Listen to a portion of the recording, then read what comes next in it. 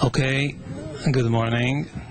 Just please take your seats and we'll begin promptly.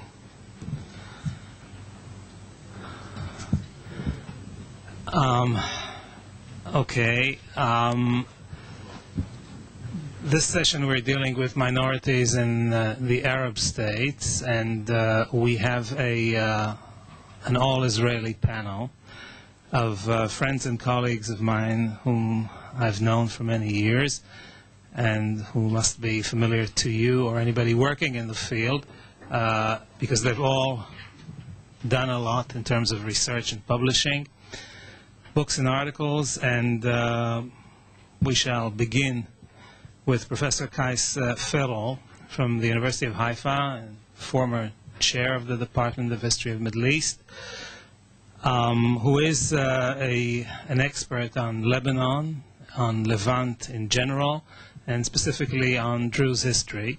He's written a lot. The last that I've counted was 4 books, right? Okay. And he will speak to us about the management of inter-ethnic relations in a non-titular state, the case of Lebanon. Whichever you prefer, you can. Oh, okay, that's wonderful. I will signal to you 5 minutes before. Okay, I'll do like this. Okay. Okay, no problem. Great. Okay. My representation will focus in the debate between intellectuals about the political system of Lebanon. My choice to refer to this debate rather than to analyze the system has 2 reasons. The first is related to the form and content of this debate, through which one can understand the system itself and the ways by which the Lebanese politicians attempt to manage their inter-ethnic relations. The second reason stems from the fact that the political discourse of these intellectuals reflects the controversial concepts of the Lebanese in regard of their socio-political system. Analyzing the political discourse of these intellectuals reveals the ideological veneer that covers the ethnopolitics in Lebanon. But before presenting part of this political discourse, I would like to emphasize that modern Lebanon is a newly invented state created by the French colonialism to meet the demands of some Maronite leaders who began since 1912 to formulate the historical arguments of Greater Lebanon, calling to annex to Mount Lebanon the coastal area, the Bekaa Valley, Akkar in the north, and Jabal Amil in the south. The idea of Greater Lebanon had stimulated intellectuals and elites to formulate the Lebanese nationalism versus Arabism when they began to integrate the history and the culture of these annexed areas to the history and culture of Mount Lebanon. After 1920, Christian Lebanese leaders made great efforts to attenuate the opposition of Muslims to the new state by modifying Lebanese nationalism and somehow adapt it to Lebanon multi-communal character. The main figure to formulate this new Lebanese nationalism was Michel Chiha. As a mean of reducing communal dissatisfaction, Chiha calls for a sectarian representation as a solution for the ethnic problem. By ensuring proportional representation of the different ethnic communities, Chiha hoped to create a basis for power sharing as part of the process of nation building.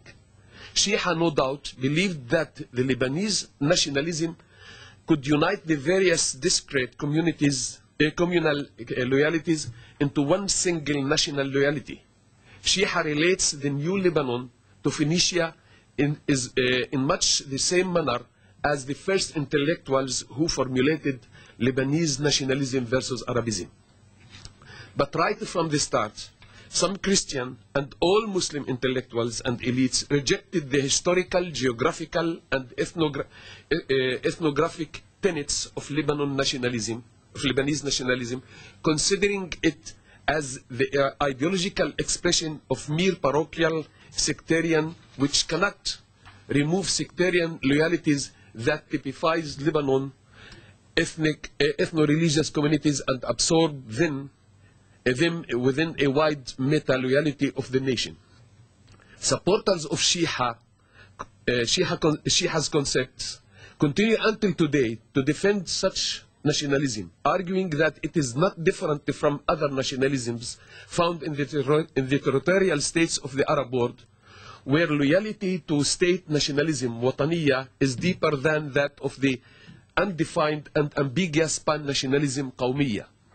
But the historical events since 1943 show the nationalism that for Shia and others was to create unity with diversity, he is called La Diversité et Notre Destin, had in fact perpetuated the sectarian diversity and deepened the communal cleavage in Lebanon. In the same way by which the Lebanese discourse and narratives had built the history of Lebanon to meet the present, the discourse of Arabism too reconstructed the historical past in the image of present. Phoenicians, Arameans, Assyrians, and others became the ancestor of the modern Arabs. Not only were the Phoenicians seen as Arabs, but the Maronites too were viewed as descendants of Arab tribes and that migrated from Arabia. Unlike Shia syncretistic Lebanese nationalism, which considers the sects as cultural and political entities, the Arabist discourse recognizes the Christian as equal partners and calls, at least in the ideological level, for the integration of the Christians within the state based on one single national identity of Arabism. In this sense, the Arabist discourse finds the antithesis of Shia phrase, La Diversité et Notre Destin, namely, unity is our destiny. Since 1920, Lebanese Arabists and Syrianists are engaged in what is called by Hobsbawm the process of invention. In this process, elites and counter-elites within ethnic groups select aspects of a group's culture, attach new values, and use them as symbols to mobilize the group. The invention could be traced throughout the historical development since 1920 until today. Sectarianism, proportional representation, democracy of consensus are some of the terms Lebanese authors have coined to define what is generally called the Lebanese system, which is seemed until the outbreak of the Civil War in 1975 one of the most successful in the Middle East. For Kamal Salibi, the prominent Lebanese historian, in 1966, the success of the system was politically rooted in a Christian-Muslim partnership in which both sides are almost equal in strength. Salibi argues that Lebanese system is organized according to liberal traditions which the Christian in particular uphold. According to him, without the Christian, it might not have been much different from the rest of the Middle East. Thus, Lebanon, as a westernizing country, can claim exceptional achievements. But in 1985, Salibi's tone is very different. When he wrote, in all but name, Lebanon today is a non-country. Salibi, after the civil wars, locates the failure of the system in the deep attachment of all Lebanese communities in a primordial core, as he wrote. The plain fact remains that religious communities in Lebanon were essentially tribes. The term tribe here is usually literally, not figuratively. Sects are, in fact, tribes, not only in social behavior, but also by historical origin. Salibi here adopts the same as the core of Anthony Smith or the ethne, which resides in the quarters of myths, memories, values, and symbols, and in the characteristics form of styles and genres of certain historical configuration of population. What had gone wrong, according to Salibi, was that nationalist ideals and principles aimed at the common good normally served as a mere cover for atavistic loyalties. However, even after the Civil War, many Christian intellectuals and politicians continued to argue that Lebanese system is the best to resolve the primordial ethnic problem of Lebanon. Other Christian and Muslim see ethnopolitics as instrument of the elites. Their analysis concentrate on the close relationship between sectarianism and socio-economic conditions of Lebanon. Around the relation between politics and socio-economics, a theoretical debate has evolved since 1975 among the Lebanese intellectuals. In this regard, it is worthy to present a summary of the theoretical works of Maddy-Weitzman, a Shia intellectual who deals in depth to this debate, rejecting the arguments of Shia and his supporters. In his book on the sectarian state in 1986, Amil levels criticism on two fronts. The first against those who take their cue from Shia concepts and continue to support the system, and the second front against those who want to change the system but misunderstand its functioning. When criticizing Lebanese intellectuals and politicians who justify the political system and the sectarianism on which it's based, Amil argues that their perception is mistaken because it stems from the way they defined the sect as a sense or as an independent and self-contained entity. In his view, the conceptual separatism between the state and the sects or the religious communities not only errs in the way it defines sectarianism and the relation with the Lebanese state, but more importantly, it prevents Lebanon from being one people or nation and one country. According to him, such a separation omits two interrelated dimensions of the sectarian state: the economic domination of the bourgeoisie and the political, ideological, and constitutional system that enable the bourgeoisie to maintain its class domination.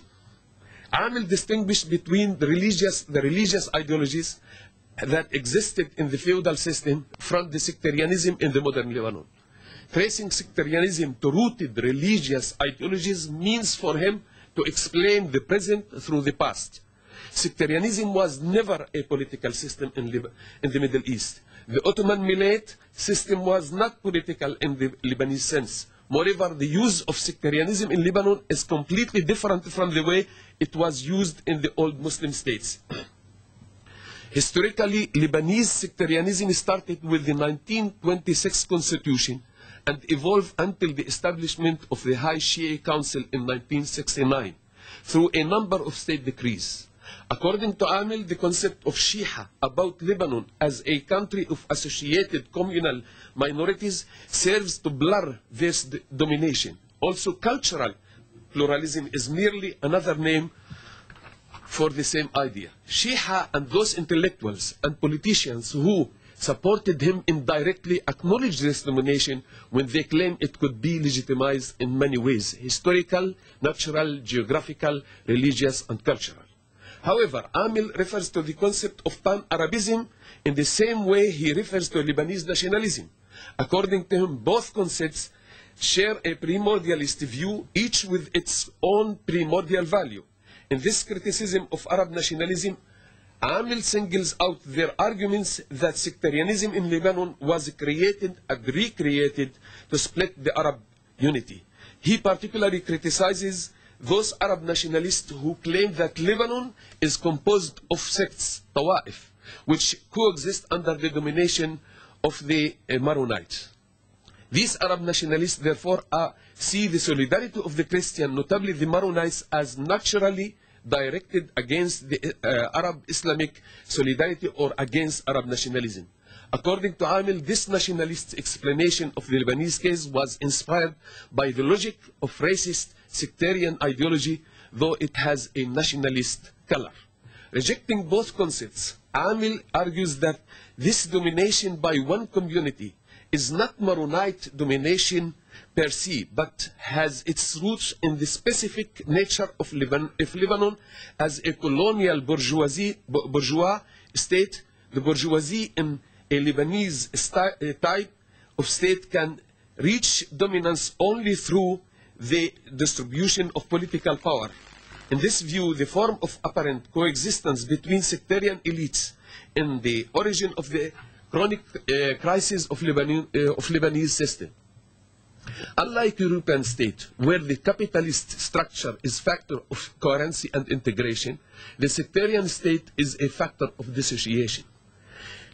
As representative of the secularist notion, Amil calls for replacing the Lebanese system by a more democratic one based on equality between the citizens. Although he considers Arabism and Lebanism as dregs of sectarianism, Amil differentiates between subjective nationalism, which he equates with the ideology of Christians and Muslim bourgeoisie, and the objective culture of the Arab nation, which the Muslim bourgeoisie uses as a political instrument. Thus, he denies the role of the cultural pluralism in the origin of the sectarian strife in Lebanon.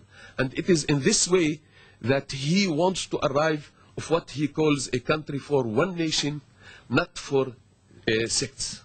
In my view, Amil does not give an answer to one fundamental question of why from 1920s overwards, the Lebanese system decided upon the sect, Ta'ifa, as best suited to its purpose. Writing in the early 1970s, when political life in Lebanon had all the appearance of being successful, unique in the Middle East, Elia Harik, another historian, sets about analyzing Lebanon's achievement through the theory of elites that had become in vogue in the early 1960s, and which itself was reassessment of the early 20th century theories of Pareto, Mosca, and others. Harik concurred with Rostov critiques of the Lauswell, who postulated a dichotomy in society between small group of influential who get the most of what there is to get, and the rest, or the masses. Harik then uses the theory of elites to analyze the political sectarianism, the electoral system, and the political parties. In his analysis, he concludes that the genius of the political elite in Lebanon had begot and nurtured a realistic and pragmatic system which caused liberty to prevail and events in the ability of survive in an easy and stable environment of the Middle East. The civil wars did not change his mind. The picture he arrives is a highly positive. Samir Khalaf, a sociologist from Lebanon, who in 1987 published his Lebanon's Predicament, analyzes the role the elites have played in Lebanon. In Khalaf's view, the elites were able to perpetuate their political patronage in two ways: families or clans, and the electoral system. They then used the parliament as a vehicle to extend the scope of this patronage. Khalaf tells us that the so-called parliamentary game is no more than a game of musical chairs among its leaders who are jockeying to extend their share of clients in the government. In my view, studying the process of election in Lebanon, one finds the interrelation between political system and the elite usage of nationalism and sectarianism. In every campaign of election, the first step begins with the controversy over the distribution of Shamba seats. This distribution has its roots in the secrecy and sensitivity surrounding the demographic issue. For the elite's demography is the key to sectarianism, and everyone fully aware that certain red lines should be not crossed. Thus, the distribution seats depends not only in real demography as reflected in the ground, but on the ability of the different elites to mobilize the issue of demography for their own sectarian cause. Since the last population census of 1932 until today, for some Christian elite, demography has become a sensitive issue because it can affect or threaten the political stability based on consensus. In every process of election, as soon as the compromise had been reached on the distribution of the seats, the elite returned to factionalism and picked up again their traditional rivalries, beginning their game. Sectarian and regional dispute among them prevailed during the composition of the electoral list. Clannish competition then took over when alliances needed to be forged between leaders so as to secure successful lists. Finally, after the results where the national discourse came to the fore, and for a while would blur the sectarian and the clannish dispute. The election of 1943 had become the model for all elections since the independence. These elections were behind the Lebanese National Pact, a formula which mixed Arabist and Lebanese idea. But even the amendment introduced by the Taif Agreement in 1989 of power sharing failed to transcend the National Pact in its basic outlines. Until today, though proportional distribution among the communities and regions have changed, elections continue to be sectarian and regional. In other words, the elites and the political system reproduce themselves, and they can only do so as long as Lebanon's real demography is kept at bay, and the political leaders continue to rely on their respective communities. Thank you. Thank you very much. Perfect timing. Time, right? Yeah, excellent. Really, I'm really impressed. So, we now turn to Professor Ofra Bengio of Tel Aviv University of the Department of Middle Eastern History, and I just am happy to note that in the CV provided so efficiently and kindly by Marcelo, there's a major mistake. Professor Bengio has been appointed recently to associate professor and is no longer a senior lecturer. So Professor Bengio will speak to us about the politics of identities in post-Saddam Iraq. She is a well-known expert on pre- and post-Saddam Iraq, and she'll share with us her knowledge. Good morning. Shortly before the last war, a novel was published in Iraq, in Baghdad, by the name of Al-Qal'a al-Hasina. Here it is. We can translate it as the fortified fortress. And it tells the story of two lovers, one Sabah and the other Shatrin, who where the Sabah is a Ba'ath Party member and the Shatrin is a Kurdish girl. At the end of the story, they decided to get married, and he invited her to go to the mountains where they have this Qal'a, a fortress, and to share it with the family. But she said, I agree, but with one condition. What is the condition? That the fortress would be divided into three parts. One for us, one for your brother, and one for the mother. Then the mother was very angered, and she started yelling at her and telling her, this is what she said, he who wants to stay in the fortress, let him stay. And he who does not, let him go his own way. And the only alternative for him will be to beg at the door of the foreigner, who, if he likes, he will throw to him a bone, and if he doesn't, will throw at him stones. The novel is very boring, as I would say. I wouldn't recommend it for to sleep with it, or if you want to sleep with it, it's so boring.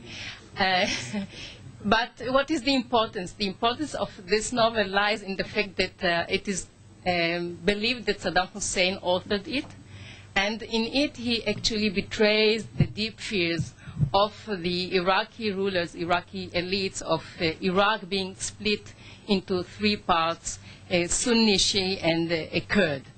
Indeed, it also implied the reluctance of the stronger part, the mother or the Sunnis for that matter, to recognize the different identity of the two other partners and the urge to amalgamate them into one unit, Iraq. In fact, what we have been witnessing in Iraq since the war is an upsurge of primordial loyalties and an open struggle between identities. And I will propose to you the following points for discussion. I'm not sure they are the right one, but first, the Iraqi war did not create Iraq's problem, but just exacerbated them. Second, in the Iraqi case, the democratic project had to deepen the ethno-religious strifes rather than attenuate them. And third, Iraq is moving away from the model of nation-state toward that of a binational state. Here I just would like to say that there is a great discussion about the fact that Iraq is going to split into 3 parts. I believe that if there is such a split, it's going to be into 2 parts and not more, and we can discuss it later. Trying to explain the upsurge of ethno-religious strife in post-Saddam Iraq, some put the blame on the great heterogeneity of Iraqi society. In fact, heterogeneity per se is not the cause, as has been proven in many other cases throughout the world. Rather, the cause is the way in which it was dealt with. In the Iraqi case, the British architects of the state envisioned a nation-state, drawing inspiration from nation-states in Europe, while they totally disregarded the needs, characteristics, and components of the local population. As an outcome of these mistaken conceptions and short-sighted decisions, a state arose based on the anomaly of a hegemonic Sunni minority seeking to establish its rule and its vision over a Shiite majority and a Kurdish minority almost equal in size to the Sunni Arabs. This has led to what Andreas Wimmer diagnoses as the problem of all societies and states in which there is a similar pattern of exclusivist nationalism, that is, persisting ethnic conflicts. According to him, when elites are not prepared to include the entire population of the country into the state-embodying nation, those who thereby become minorities, so to speak, are excluded from the benefits of political modernity and do not feel inclined to embrace the project of nation building through assimilation and passing. This in turn leads the technocrats, according to Wimmer, to rely on terror and pure force in order to control the many, which in turn alienates the minorities from the state.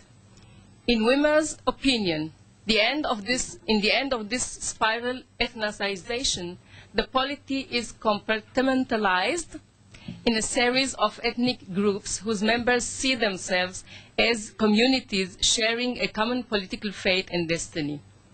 Political modernization leads, in other words, in his opinion, to social closure along ethnic lines and pervasive fragmentation of political space. Wimmer's analysis fits hand in glove the Iraqi case.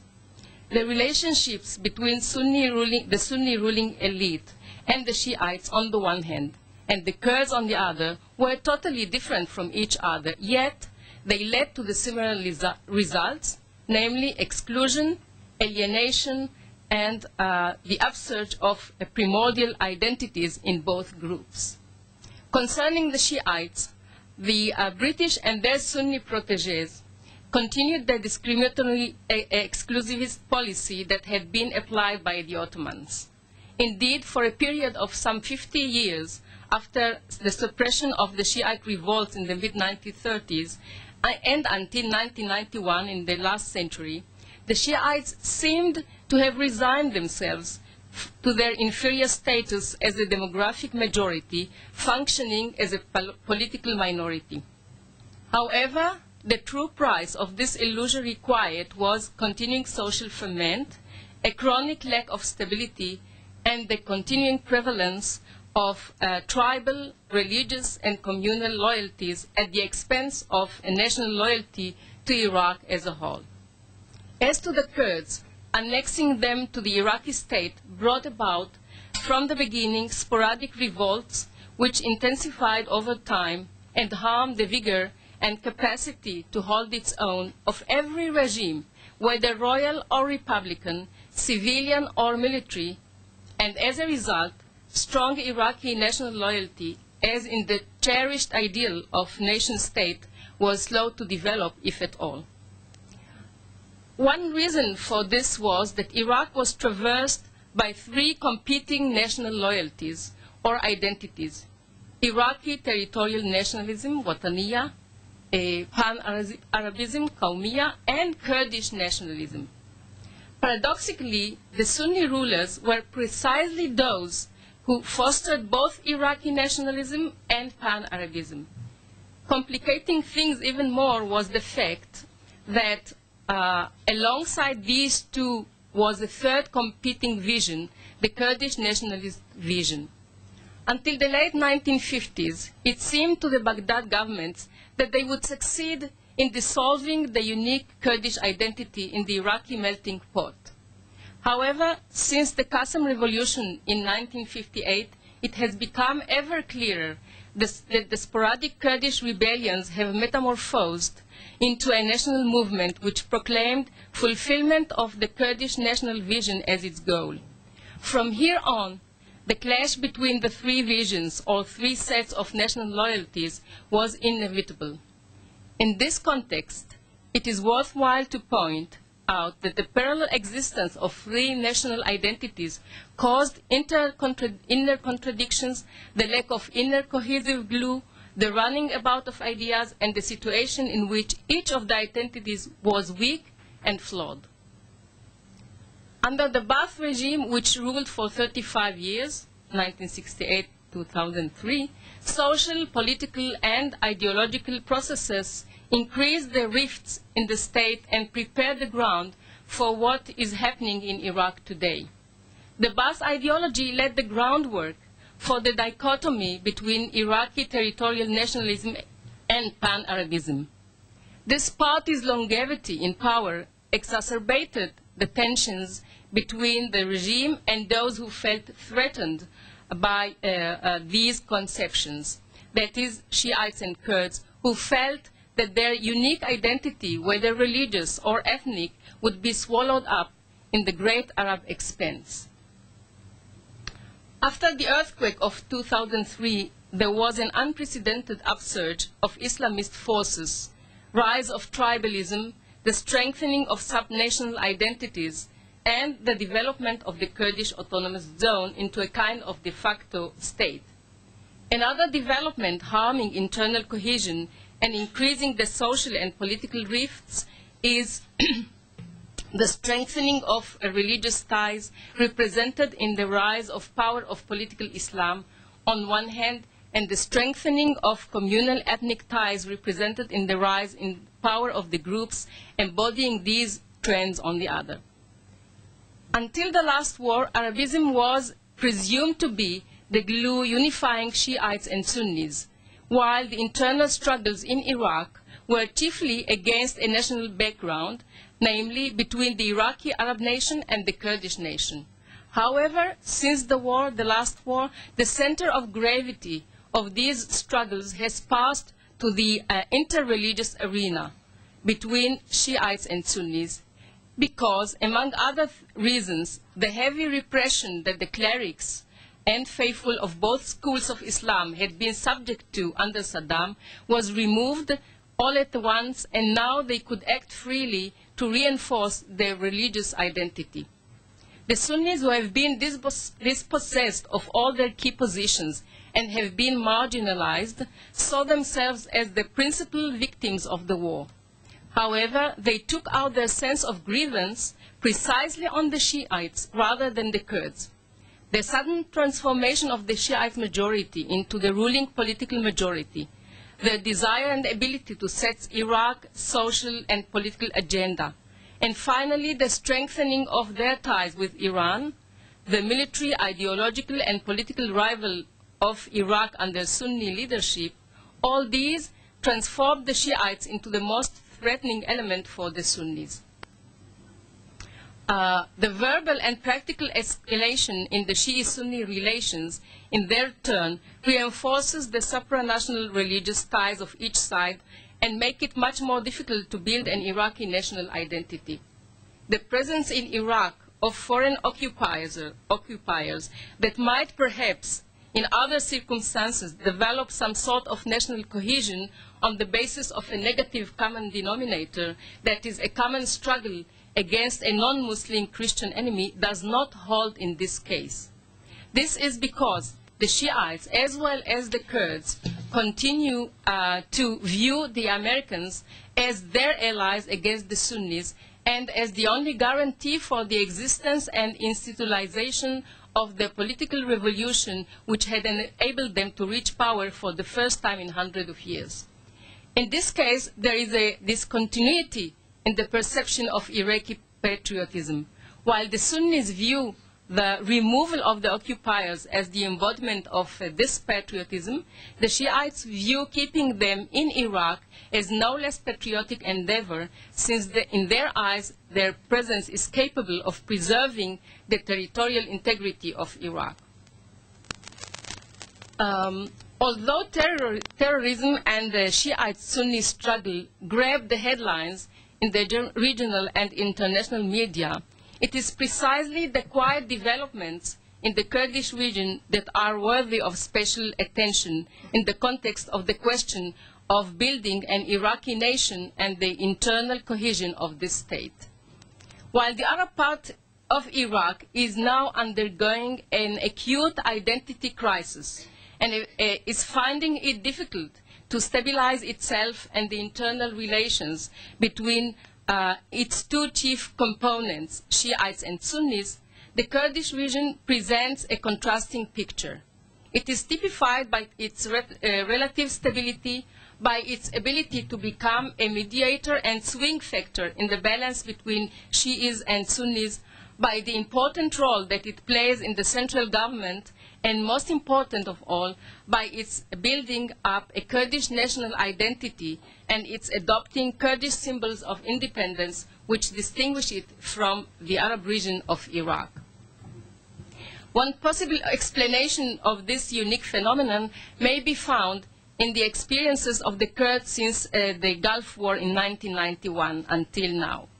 The de facto autonomy that the Kurds obtained as a consequence of the failed policy of Saddam Hussein after that war laid the groundwork for setting up a quasi-independent Kurdish state institutions. This formative period also had negative aspects, as you all know, the gravest of which was the internal war in the years 1994-1996 between the Kurdish Democratic Party led by Masoud Barzani and the Patriotic Union of Kurdistan led by Jalal Talabani. Nevertheless, I argue that one may see the difficult experience as a necessary stage towards crystallizing the Kurdish national movement and consolidating the Kurdish region as a separate and autonomous in respect to the center. Indeed, since the end of that internal war, cooperative relations have begun to develop among the Kurds, as well as more obvious cohesion and unity of purpose than ever in that past. All these factors came into play in the 2003 war and since. While the 1991 war cut off the Kurds from the center, the last war brought them back to it, transforming them into an important factor in the endeavors to shape the orientation and image of the state. In a way, they have dislodged the Sunni Arabs away from their primacy and their historic function by transforming themselves into the balancing and mediating factor among all parts of the population.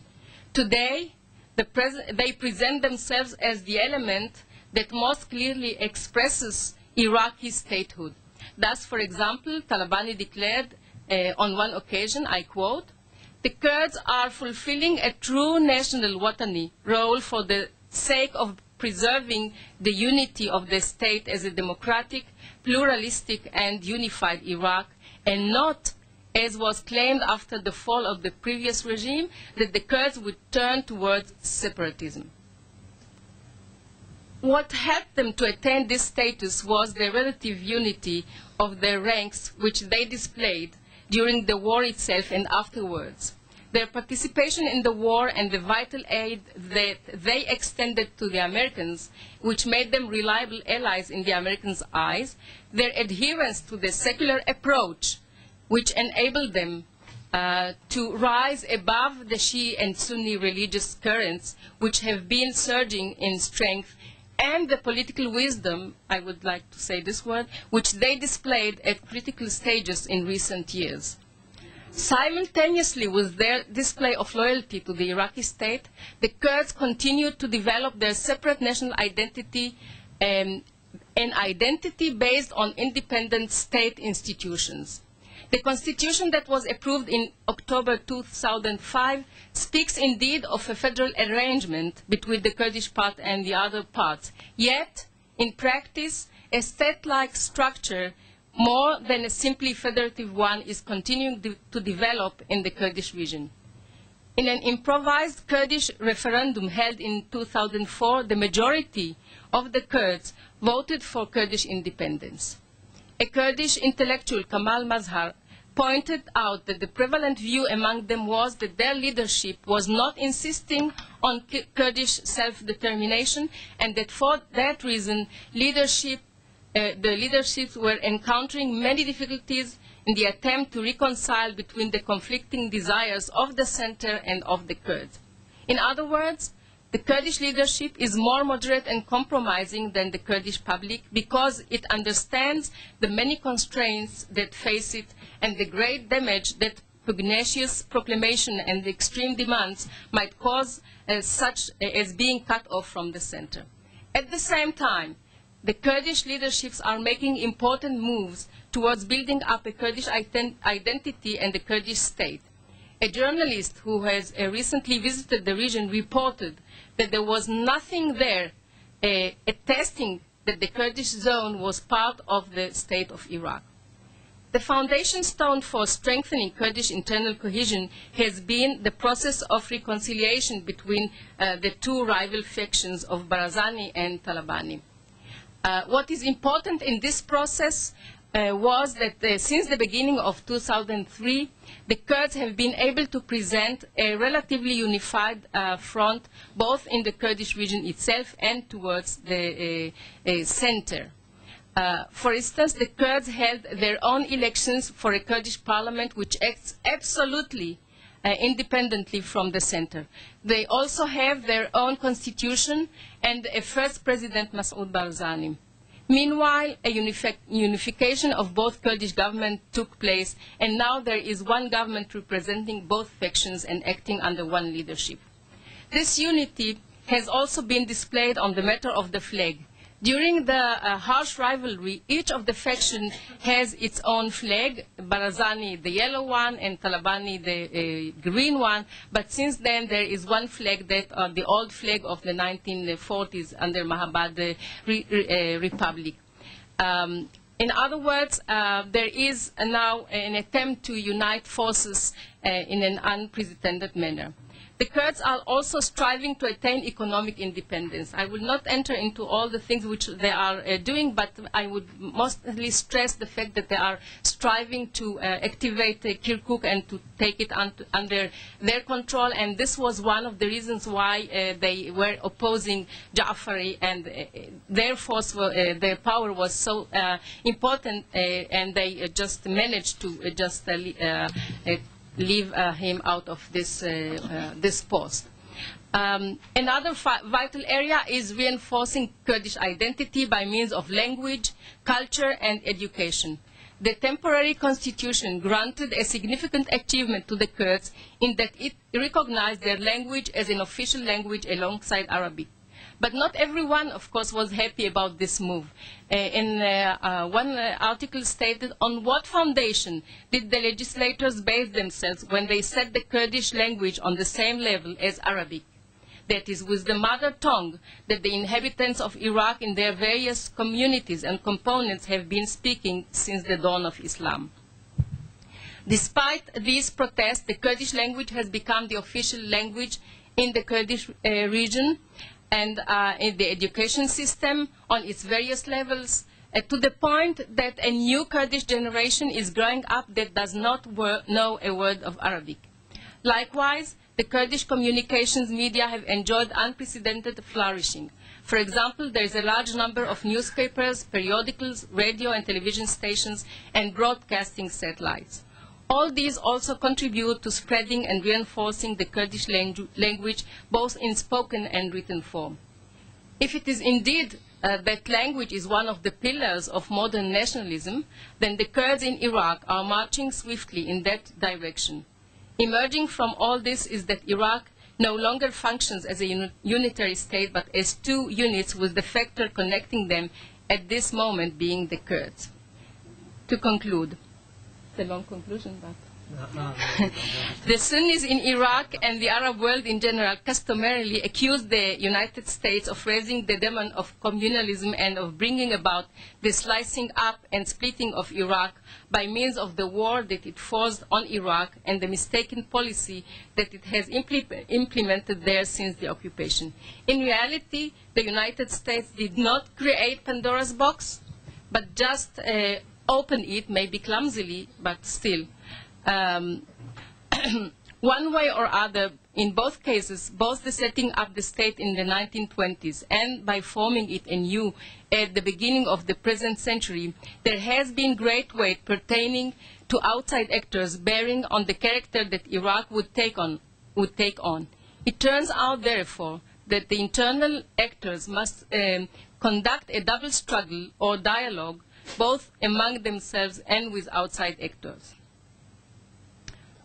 In light of these developments, the Iraqis today confront once again, as at the beginning of Iraq's existence as a state, fateful decisions relating to constructing an Iraqi nation, the nature of relations between the various components of Iraqi society, the issue of the state's character and direction, its territorial integrity, and whether it will be a unitary state, a federal state, or whether it will break up into three parts.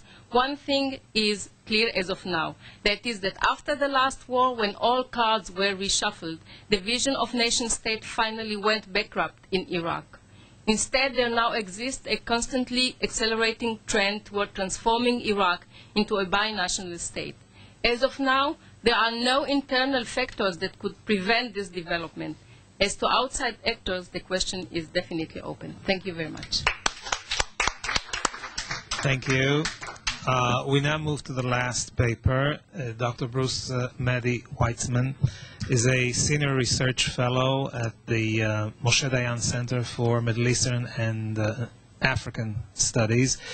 He has published a lot on inner Arab politics with special emphasis on North Africa. And he will be speaking to us on this rather long title, which I will now read. Modernity, Ethnicity, and Nationalism in Morocco and Algeria, the Faces of the Berber Experience. He's been specifically concentrating over the last few years on Berber nationalism. Bruce. Thank you. Good morning to all. This presentation seeks to elucidate the various meanings of being Berber and explore their social and political implications for the Moroccan and Algerian states. Modern-day Berberists, who prefer to be called Amazigh, that's A-M-A-Z-I-G-H, meaning free men, modern-day Berberists, or Amazighist, seek official recognition and legitimation of their language. The language is called Tamazight, and they seek recognition of their language and culture in their country's constitutions, claiming majority status, at least in cultural terms. Moreover, they demand educational, social, and economic policies to redress the multitude of injustices which are said to have been inflicted on the Berbers during the colonial and independence eras. In sum, the Berber culture movement's core demands are nothing less than to refashion the identity of North African states, to rewrite their history, and to fundamentally change the basis of collective life. It is my view that the interaction between this still evolving Berber identity and other forms of collective affiliation in Morocco and Algeria, tribal, national, and religious, will shape the political and social dynamics in both countries for years to come. Now, let me first provide some factual background.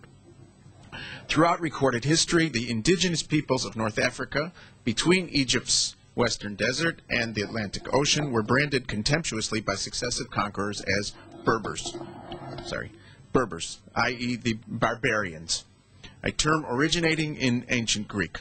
In the 14th century A.D., the great Ibn Khaldun, even while employing the accepted derogatory terminology, elevated the Berbers to the category of a great nation.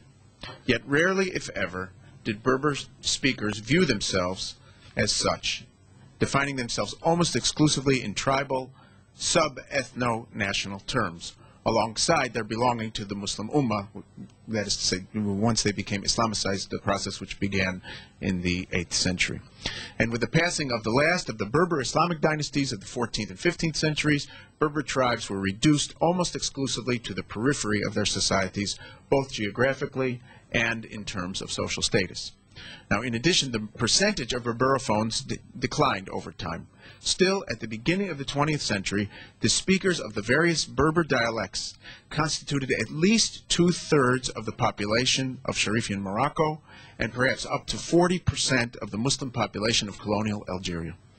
100 years later, modernity, namely the cumulative impact of French colonialism, the processes of state formation and consolidation, and the linking of these societies to the world economy, have sharply reduced the number of Berberophones. At the most, the numbers which are not considered to be precise, but people still speak about 40 to 45% of Moroccans speaking a Berber dialect, as well as 20 to 25% in Algeria.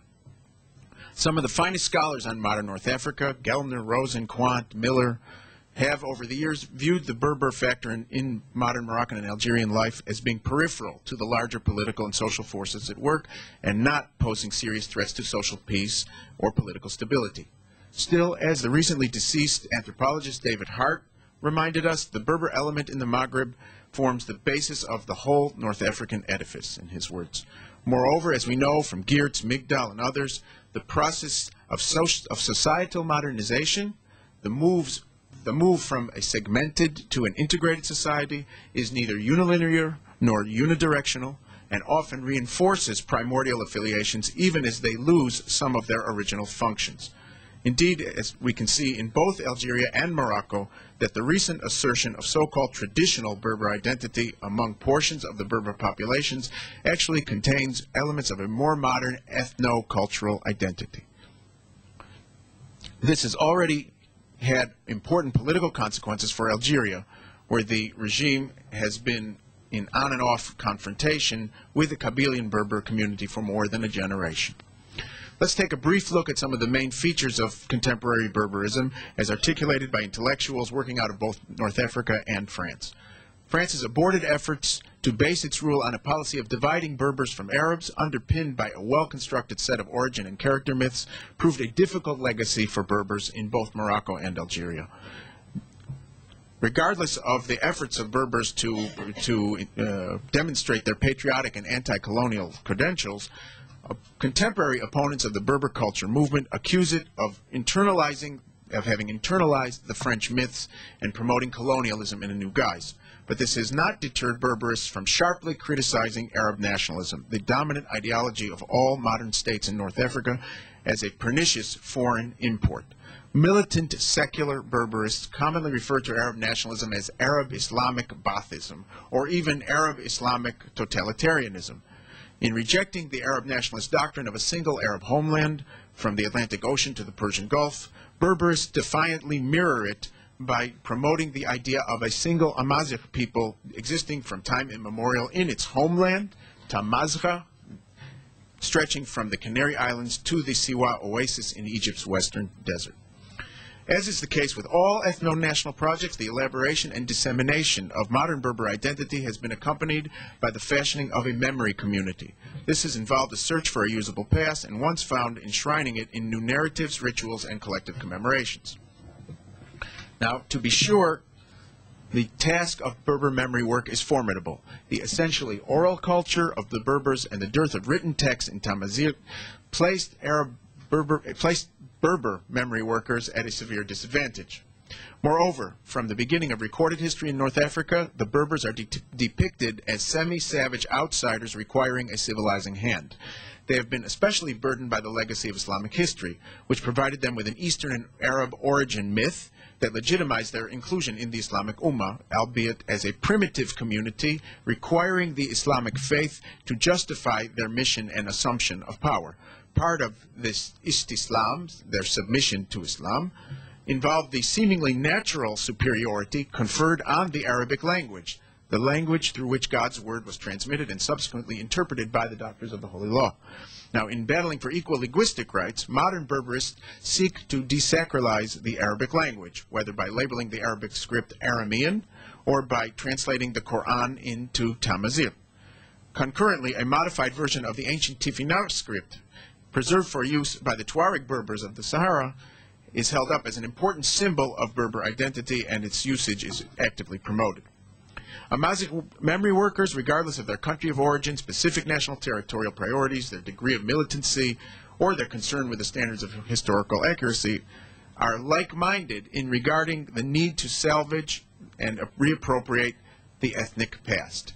They make a point of emphasizing that the Berbers do have a pre-Islamic past, one in which they were active agents and not merely voiceless, nameless foot soldiers and illiterate tribesmen and peasants.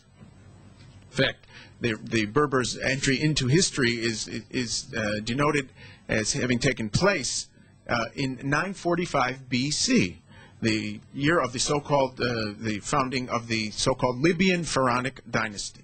So, accordingly, the year 2005 A.D. is equivalent to the year 2955.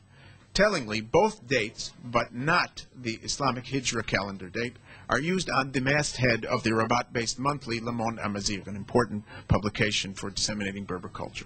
Now, illustrated books for children tell the stories of ancient Amazigh heroes, Juba, Massinissa, these are pre-Islamic rulers in North Africa, and the Berber queen Dihya, better known as the Kahina. The Kahina holds particular mythical status among the cultivators of Amazigh collective memory as the heroic leaders of Berber resistance to Islamic invaders. No less important for Amazigh memory workers, the Islamization of the Amazigh people was not the end of history. It did not subordinate their identity per se, nor bring it to a most perfect state, but rather marked a stage, however important, in the Amazigh people's continued evolution. Moreover, the Amazigh people itself played an important role in the dissemination of Islam in both Africa and Spain. To that end, Tariq bin Ziyad, the fabled Berber commander of the Muslim forces that first crossed into Iberia in 711 A.D., and for whom Gibraltar is named, very much belongs in the pantheon of Berber heroes, epitomized today by the Rabat Center disseminating Berber culture, which bears his name. The Berberist interpretation of Moroccan history during the Islamic period is laid out starkly and at times polemically by the so-called Berber Manifesto, which was issued in 2001 and signed by over 200 Moroccan Berber intellectuals. While providing a detailed expose of the shortcomings of the independence era, the manifesto also places them in a broader historical context, claiming that Morocco's pre-colonial plight was due to the importation and imposition of Byzantine and Iranian absolutism into the Amazigh North African democratic cooperative universe. Authored by the Moroccan Amazigh scholar Mohammed Shafiq, the manifesto's approach is a consensual one, seeking to avoid tension between the religious and ethnic components of Amazigh identity, and also to avoid confrontation with the Moroccan monarchy, which claims legitimacy, of course, on Islamic grounds. But the notion of reconciling religion and ethnicity is not universally accepted in the Amazigh activist community, which contains many militant secularists. Recovering and remembering rural and tribal history is very much part of the Amazigh culture movement's agenda. In the rural areas, the primary factor in determining identity is not language per se, but land around which society is organized. Hence, Berber memory cultivators depict the authorities, whether French or Moroccan, as having run roughshod over Amazigh communal land rights and traditions. They also present the upland village as the repository of deep-rooted Berber traditions, with the traditional art, handicrafts, and household management by women who stood at the center of daily life being emphasized. More broadly, they idealize the essentially democratic nature of village society and, by extension, Berber culture as a whole. Now, it should be obvious, contemporary Berber realities in North Africa are the product of the varying historical, economic, and social context which Berberaphone communities, have existed over many hundreds of years. These include the radically different processes of colonization and state formation in Algeria and Morocco, and subsequent state policies towards Berber populations. Let's take a brief look at them, at the specifics of Morocco and Algeria. Now, as Daniel Byman, now of Georgetown University, has noted, Morocco was, on the face of things, a likely candidate for ethnic, i.e. Berber-Arab conflict, owing to the presence of linguistic, tribal, and geographic divisions, colonial policies, economic distress, and the absence of a strong civil society which would help mitigate tensions.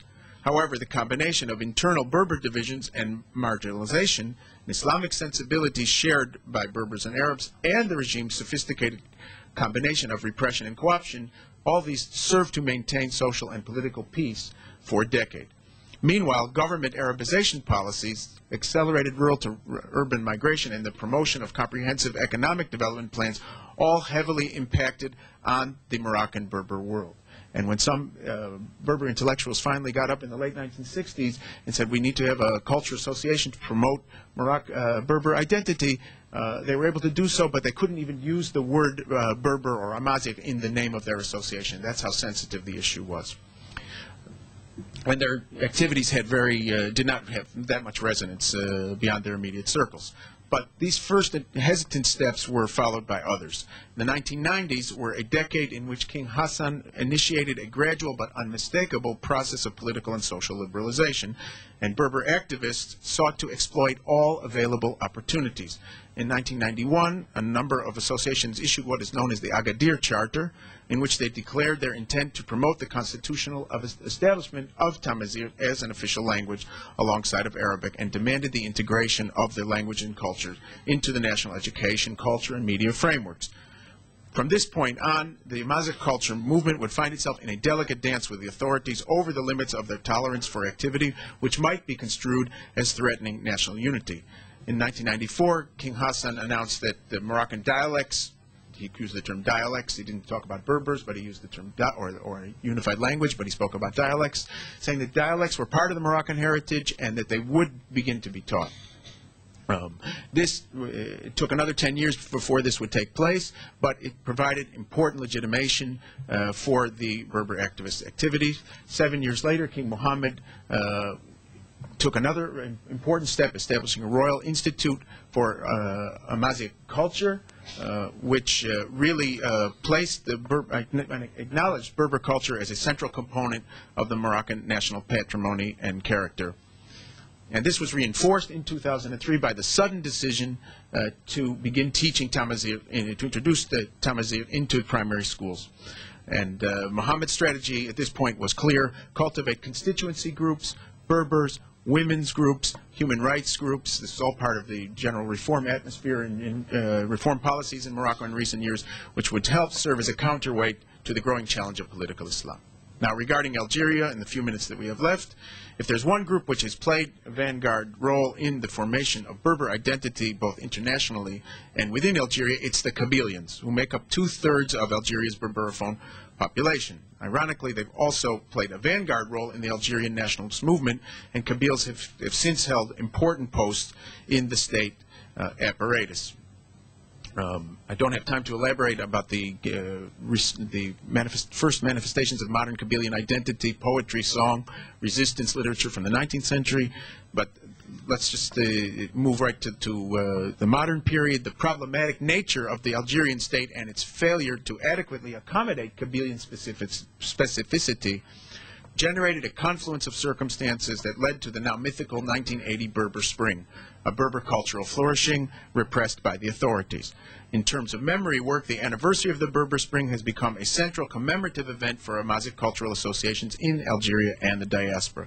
It's since been joined by the 2001 so-called Black Spring, bloody series of events which resulted in the death of over 100 persons and a veritable civil revolt against the authorities.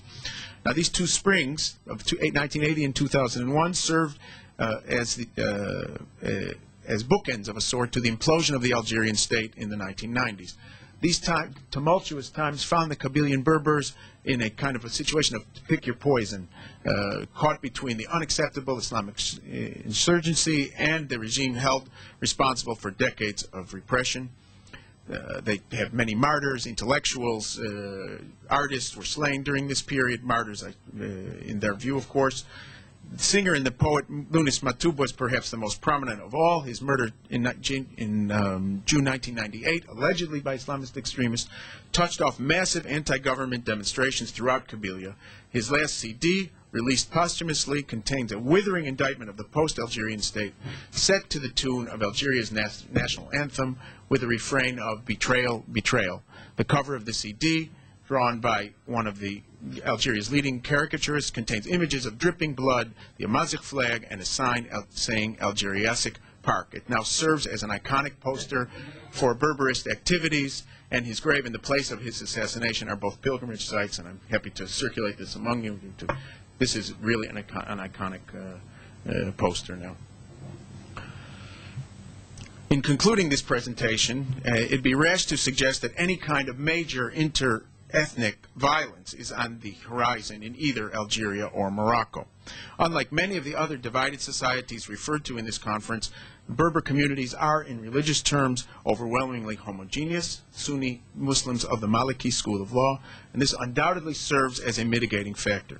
So does the fact that one finds prominent Berbers all across the political spectrum in both countries, from the highest ruling circles to the most virulent Islamist opponents of the regime. In addition, the meaning of being Berber varies widely, and the verdict is still out on whether modern Berber elites can transmit their ethnic cultural agenda to the masses of struggling, poverty-stricken Berber villagers and migrants in the cities. Nonetheless, the new assertiveness, cultural pride in production, and political constitutional demands made of the state authorities by Berber groups have caught the Algerian and Moroccan authorities' attention. At the same time, they are also a byproduct of the regime's need to modify, at least tactically, their long-standing authoritarian methods of rule in order to cope with the challenges facing their societies. Whether or not these policies will help mitigate intergroup tensions or exacerbate them, as so often happens in multi-ethnic societies undergoing processes of political liberalization and democratization, remains to be seen. So does the question of whether or not the Berbers' new assertiveness will harden social boundaries and intolerance in the name of cultural authenticity, substituting, in effect, one essentialist authenticity for another. In any case, the process is ongoing. In recent conversations with Moroccan Berber activists of various shades of opinion, they acknowledged to me the implicit political nature of their cultural project, which was only in its beginning stages, they said. Notwithstanding their differences on specific issues, they seem to agree on one essential point. We don't know where things are going, they said, but we know that they are going in the right direction. Time will tell. Thank you very much. We didn't even have to flash the 5-minute sign, so this is really perfect. And we now have about 18 to 20 minutes of discussion, and Moti is signaling to me that we might be a bit more lenient. So please raise your hands and do two things. One, identify yourselves by name, and then direct the question to a specific panelist, and then we'll, please go ahead. Sir, where I spoke here on the Balkans, the fact is that I spent more time in Iraq lately than the Balkans, and I found this presentation by Ofra Bengio very stimulating. But I have one suggestion and one question. Suggestion is this, that though you quite accurately described the differential attitudes towards the American occupation by the Sunni, Shia, and Kurds, there's something going on right now which is changing. And the Sunni, with whom I've met quite extensively recently, are changing their minds. Why would they change their minds? They haven't changed their minds about the occupation, but the American presence is their last defense. They don't have militias, per se, at least not militias organized the way the Shia militias are. And though they say they want the Americans to leave immediately, they also say privately, only after you fix this mess. So there's a changing attitude that I don't know how the Americans don't know how to react to this yet, to tell you the truth, because they want to get out. There's no question about that. the question I had was about your third point, that the natural thing to emerge from all this, and there's no internal factors to prevent it, is the binational state. I wish. A binational state would be, from an American perspective, a very happy solution to this situation. I don't share your optimism, mainly because I think there are internal factors that militate against the binational state. Most important of which is that the Sunni have not accepted their minority role. The Shia clearly will not surrender a majority role, and a majority role that they can, in which they are protected forever from the possibility of being subjected again to the Sunni. And, you know, Iraq is on the fault line of a major civil war within the Islamic world.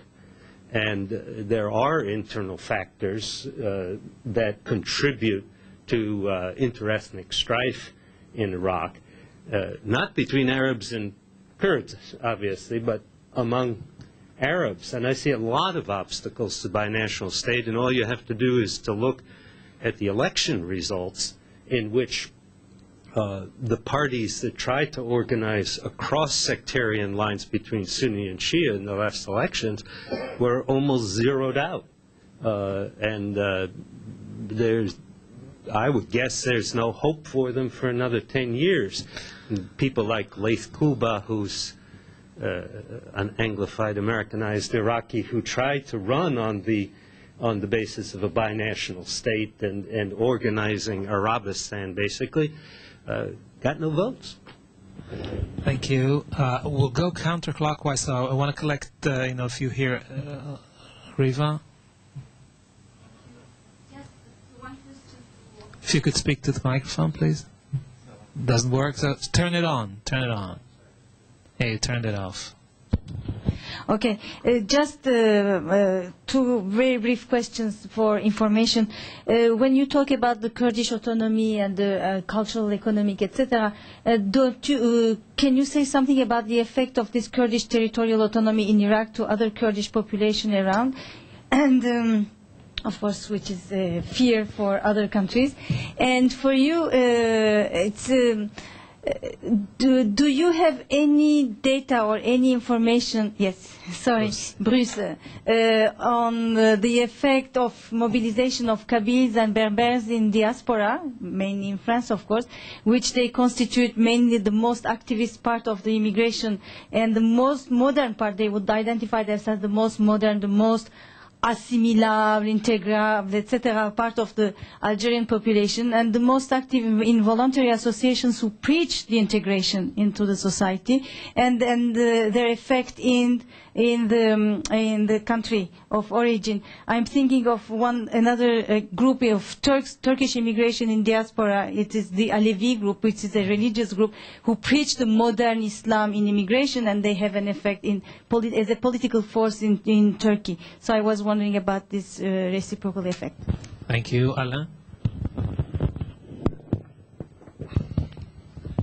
I would just have also for Ofra, not directly questions, more introducing some nuances on two or three points.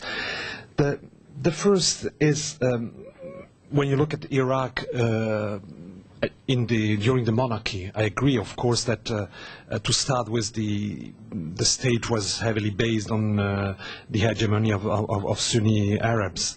But nevertheless, we should also say then, starting with the middle of the 40s until the Ba'athist coup, we witness more and more involvement of Shiites in Arab nationalism, and this was also the consequences of the role of Sati al-Husri, who was very powerful in Iraq at the time, Sati al-Husri. And I think we shouldn't downplay the fact that in some Shiite groups, Arab nationalism had some impact. They were not completely out of this trend. The second thing is concerning the much more contemporary period. of course, and especially after the fall of Saddam Hussein, Kurds and Shiites had deep grievances and wanted to have more place within the new state. But we should also say that you simply need to downplay the American role. But the fact is that from the start, Paul Bremer and all the people who were around him had a clear idea of what to do, and his idea was based on a communal division of Iraq. Nevertheless, all the institutional framework which was built at the time was based on these premises. So this was from the start. They could have chosen another kind of model. What did they came with this idea and put it in motion? So my point here is that the institutional framework which was built by the Americans had to foster also this communal division. So they had a role in all this process. And the last thing, for the Shiites, I think the situation is quite complex, because some of them, of course, are still, I would say, in favor of the Americans. But look at the army of the Mahdi. They have not at all this vision. They are very, very anti-American. So I think the Shia, intra-Shia scene is also very complex, and we should also assess that. Thank you. Yes, thanks. Or Niftach from Beersheba. I'm sorry I came late. It's the tyranny of distance. It's not a tyranny of the majority, but it's a tyranny of distance from Beersheba. I want to ask both lecturer Lebanon and Iraq, and to focus on the Shiite element, which I think is the key element in both cases. And I think post-colonial theory can help us a lot, both to understand the role of partitions and local minority elites that thought they would rule forever. And now we see what we call in post-colonial theory the return of the subaltern, the people that were actually peripheralized and marginalized by the sheer majority, sure majority in Iraq and suspected majority in Lebanon, coming to have democratic power. And this is a real challenge. And I want to ask both of you about the Shia, of course, that has many loyalties. They're also Arabs. They also believe in the Wataniya to some extent, but also they have Shiite Islam and they have global Islam. They have various agendas. How you see this as a political force? Is there a possibility for the new Shia to be what you actually portrayed about the Kurds? It's more important that the Shiite have some kind of an inclusive possibility to have a semi-secular democratic force, you know, perhaps like Catholic forces have become in Europe, or is it an ethnic religion like we talked yesterday, or like Chedva Ben Israel talked in them? Is it like a national religion that has to build the boundaries in order to foster its own power? Perhaps the difference between Amal in Lebanon and Hezbollah, the two different Shiite orientation. What is your view about the future of Shiite politics? Thanks. Thank you. Let me just start by saying that these have been three splendid presentations, and I wish, Professor Bengio, that the Bush administration had called on you to brief them. Maybe it's not too late. My question is to you. On the one hand, you paint a picture of a Kurdish quasi-independent state that's arisen. On the other hand, there's a long history of divisions among the Kurds, between Talabani and Barzani, between East and West. And as you well know, after the first Gulf War, Barzani invited Saddam's army at one point into Kurdistan. What are the prospects that at some point these fissures will open up, especially because there seems to be increasing disenchantment between the masses and the elites, not just on independence, but on the delivery of services, social and economic, by the Kurdish regime to the population. There was this famous riot, as you know, in the at the monument commemorating Halabja, I believe it was. On the Shia, there is, as Alam pointed out, a split emerging within the Shia toward the American occupation, not just by Muqtada al-Sadr, but Jawad Maliki recently has been quite critical of the United States, not calling on us to withdraw, but certainly becoming much more vocal about civilian casualties, or as the Army calls it, collateral damage. The other question is, there's sort of two views in the U.S. certainly about the Shia. One is that they are the cat's paw of the Iranians, that both Dawa and Skiri have a long history with the Iranians, and that the American war has had the perverse effect of bringing to power a pro-Iranian regime, perhaps in all of Iraq, but certainly in the south. The other is that there are these Arab versus Persian differences, that the Shia fought in the Iran-Iraq war for 8 years without defecting to their Iranian religious kin and so on. What is your sense about this? I mean, how would you view the Shia community of Iraq in terms of its relationship with Iran? Thank you. Well, when I heard listened to the presentation in Lebanon, I was struck by the comparability between Lebanon and Belgium. These are two non-titular states with distinct groups, and yet the history is so different. In Belgium, they have carved a velvet trajectory towards separation, so it seems, whereas in Lebanon, they are busy fighting one another and killing one another, while a divorce is not in the offing.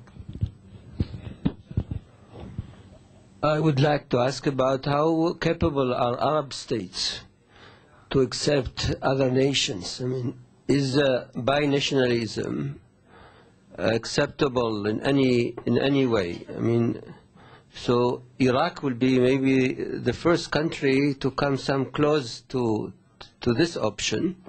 Now Lebanon is avoiding it because they call it something else, communal, and still it's Arabism. And it's not a threat to other countries like Algeria and Morocco and Sudan and other. So if there will be all kinds of communalism, it's okay, but not binationalism. It's Arab domination. I mean, it's. Thanks. Please just pass it on, and whoever wants to come in. All right. Does this mean that it ends this round? Okay. So, just 1 second. Anybody in the public? No. So we'll just Professor Ben Israel will. All right. Okay. So please go ahead, and then we'll have Professor Ben Israel, and we'll close this down. All right. In the presentations, there was discussion of the return of tribalism, or rather, not the return in that sort of primordial sense, but rather the reconstitution of tribalism within a different framework, which brings it into a layered identity across the traditional and tribal and modern. And in a series of the examples, there was a sense that that was a cause of tension, and yet in, say, the Berber example or in the Kurd example, what you get is somehow national ideas of a community which connects between those different tribes, overbracing and linking together. What happens to break them apart? When does that tribalism become the basis of the tension rather than, when a basis is the wrong word, when does that tribalism become a figuring of the motifs of tension rather than a thing which is used as a subordinate form to draw larger groups into a contention? Thank you. And just if you could pass this on to us.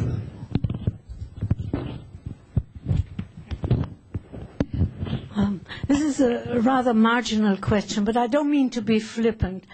The three speakers spoke about their material very aptly in terms of theories of nationalism, referred to various theories. And I was wondering, especially, I think the Berber case is really produced this question: to what extent can you use your researchers to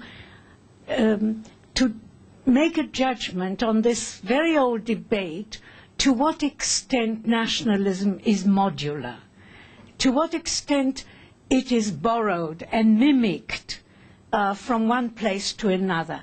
I think the Berber case is so interesting because it's so new, and therefore it would really contribute to this debate. I remember in the course of this debate, I think it's Hodgkin who says, you don't have to read Rousseau to want to be free. And and then Emerson against him always claims that nationalism was an importation of the Western world, etc. So I was wondering whether you could say something about that. Okay, so we'll now go to the speakers, and we'll start with Professor Firro, then Dr. Bruce Maddy-Weitzman, and then we'll finish. Yes, I'll pass this on, but and then we'll go to Professor Bengio. We'll have to get this out of here. Okay, I will refer to the question about the Shia elements in Lebanon. And if we look to the case of the Shias in Lebanon, we can say that until the 60s, the Shia were a community marginalized by the center. And after the 50s and the 60s, they began to immigrate to Beirut and to capture the heart of Lebanon in the 80s and the 90s. In order to understand what happened to the Shias, we should understand how the Shias intellectuals during the rise of the Arab nationalism began to formulate their self-image. And I want to take one example of this building the self-image of the Shias by an article written in 1910 in Al-Irfan. If you know about Al-Irfan, this is the organ of the Shias in Lebanon since the 1909 until now. And he wrote, what is the Ummah? What's mean the Ummah? And he defines the Ummah in three circles. The first is the Al-Ummah Al-Islamiyya, and the second Al-Ummah Al-Arabiyya, and the third is Al-Ummah as political entity. In 1910 was the empire, the Ottoman Empire, therefore he called Al-Ummah Al-Uthmaniyya. If we take this discourse through the Irfan during the 30s and until now, we can find that these arguments became the basis of the self-image of the Shias until now. Even if you take the Hassan Nasrallah and Amal and try to understand their discourse, you can find these three circles in the self-image of the Shias in Lebanon. They define themselves as community, not a nation, and they continue to consider them as a part of the Ummah nation, or the Ummah Islamiyya and the Arab nation in the same time. But the Shias are divided between themselves. For example, in the 60s and the 70s, many Shias were supporters of the Communist Party. And even Mohsen Ibrahim was the leader of the one of the communist parties in Lebanon. But Musa Sadr changed the course of the mobilization, political mobilization. And since 1969, when the Shias founded what's so-called the council, the Shia council in Lebanon, the development of the Shias began to change the Shia politics. And after the intervention of Israel in Lebanon, we know that the Syrians and the Iranians gave the support to the Shias, and now we know that there are new division in Lebanon. The ancient division was between Sunnis and Maronites. Now, if you look to what happened in Lebanon, you can find that the division between the leaders of the Sunnis with the Druze and the Maronites. At the same time, we can find the Shias in the other side. Why? Because all the communities have the fear that the Shias could change the Lebanon structure, because they now in the center, and they began even to penetrate to other parts of the Mount Lebanon, in the Mount Lebanon for Alay and other parts of Lebanon. Therefore, I say that Lebanon cannot now ignore the Shia demands, and therefore I think now we have a new period in the history of Lebanon, which divides the Lebanese population between the Shias and other communities. The Belgium and Belgium and Lebanon is different completely. Lebanon Lebanon, completely different. Although the political system, I called it syncretistic nationalism. In Lebanon and Belgium, they have what's so-called syncretistic in the term of Eastman, who spoke about what the difference between syncretistic and Jacobinistic nationalism. The Lebanese, from the beginning, they tried to solve the problem with this syncretistic nationalism, which I described in my representation. Thank you, I think. We have to wrap it up in 5 minutes, so you won't get answers to all your questions. I'm sorry, but coffee, during the coffee break. Okay, I'll try to answer in 2 minutes. You always want time, Ofra. Okay, very briefly, regarding this very large issue of the Chameleons in France, of course, France never thought it was disengaging from Algeria in 1962, but it didn't, as we all know. The 1990s, in the 1990s, witnessed the Algerian issues being transported, political issues being transported to the communities, the various North African communities, Algerian communities in France, with the debates replicating themselves and being part of the identity struggles within France. Here, the Chameleon associations were very, very important in battling the Islamists and pushing for their development of their identity. It goes back earlier, of course, in terms of the intellectual production. Back to the late 60s, France provided a haven for these very important research centers now, to develop Chameleon identity. With regard to the associations, the cultural associations, as you said, they're militant, even secular, and even support. Agreed with you in terms of the scarf ban. Yeah, so we're very much in favor of the scarf ban. And with regard to the recent riots in October in the suburbs, I asked people about this, and they just stayed away from it. They didn't want to comment on it. And this doesn't involve us. It's not our people. They didn't want to be associated because it was always Arabs. These are the Arabs rioting, and nobody wanted to say, well, maybe these are second and third generation Berbers as well. Which they very much are. But nobody wanted to. The word was never mentioned, as far as I know, and they stayed away from it. Like from fire. I mean, there's much more to say about this, of course. With regard to Professor Smoucha's comment, the Moroccans are interesting because the Moroccans, are more flexible with regarding the sort of definition of their national identity, distinguishing themselves from Arab nationalism. I mean, it's part of their identity, of course, but the monarchy is very important there, and therefore if you see the flexibility in redoing the legitimacy formula to include Berbers. Is there really equality? I mean, of course not. Are Berbers on a lower end of the hierarchy in terms of status, and are they looked down upon by Arabs? Yes.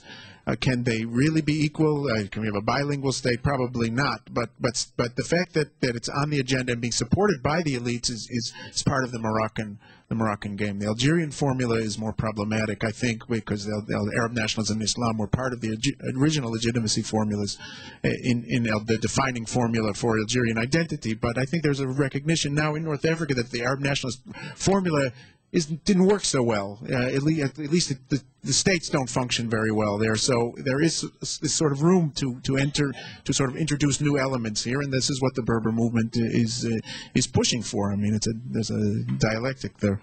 I don't know about I don't know how to answer your question honestly, but I mean, just tribalism is a dirty word. I mean, nobody likes to talk about tribalism. I think the Berber activists as well seek to sort of go beyond, to develop a more inclusive identity, to educate Berbers that they're not just Berber, not just of this or that tribe. In fact, for a long time, people didn't even know that the Berbers, the people in the Rif in the northern Morocco, spoke a language which was similar to, in one way or another, to people in the south. But they're sort of, with modernization, they try to reach out and be more inclusive on this. Professor Ben Israel, I mean, I was one of the things that always that especially engaged me in this subject is that it seems to relate so well to the different theories of the general theories of nationalism. I mean, it is new, and it seemed to be a case worth looking at. I'm of the Smith school, I think, in terms of believing that nationalism is the product of these both modern conditions and these earlier, more deep-rooted nodes of affiliation, these ethnies. So I don't think that these identities are just imported by any means. I mean, I think that they are legitimate, authentic, but obviously they take from they're part of this modern world that we all live in, and they're also influenced by that. But that's a totally inadequate answer. Polisario is not Berber. I mean, no, they're not. That's the Sahrawis don't have a Berber identity. They may have once been Berbers, but they're not Berber. Okay, Ofra, just pick the one or two questions you can. You had the majority, so. Okay, thank you for your stimulating questions. I'll be very brief. The situation is very fluid, and I don't have time, and I didn't have time in this paper. But one thing about the binational state, I'm still, I believe in this possibility, because why? The center is very weak. It has no power, no airplanes to try and put it under the control of the Kurds, under their control. And the Arab world also has no power to do anything against the Kurds right now. So they flourish because of the weakness of the center and the weakness of the Arab world. Regarding the Shiites, one word, it's again very complicated. I know that there are changes all the time. As I said, the Sunnis are changing and the Shiites are changing because American policy is also changing all the time. They change their mind from the point of supporting only the Shiites and then supporting the Sunnis, because otherwise there won't be any stable regime. So we see this change. Nevertheless, I think that the Sunnis on the whole, not those who are the elites now, the new elites, who want the Americans to stay, I think the non-elite, those who were suffering because of the change, they will continue not to want the Americans there. And with regard to the Shiites, I think that the majority would like still the Americans to be there until things, are stabilized, the majority. I know that Muqtada Sadr from the beginning was against the Americans, and he will be more and more against them. And so things are changing, and we don't know. But of one thing, as I repeat my conclusion, that the Sunnis, for the time being, as long as they work together, it seems to me that they are on the point of working together, because the other alternatives are, very bad. So it seems to me that as of now, they are managing to, to stabilize themselves in this direction. Thank you. To be continued. I thank all the panelists and